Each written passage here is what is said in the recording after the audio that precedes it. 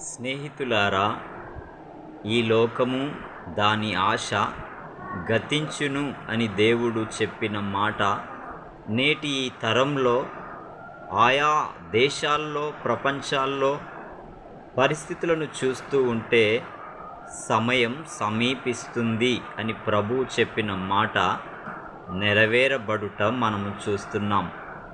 ఈ సమయంలో నీవు ఆయన చెంతకొచ్చి ఆయన మాట విని ఆయన రక్తంలో నీ పాపములు కడుక్కొని ఆయన ఇచ్చిన ధర్మశాస్త్రమును అనుసరించి ఆయన దృష్టి ఎదుట ధన్యుడవుగా జీవించ కోరితే నిశ్చయంగా ఆయనకు లోబడి బ్రతుకు.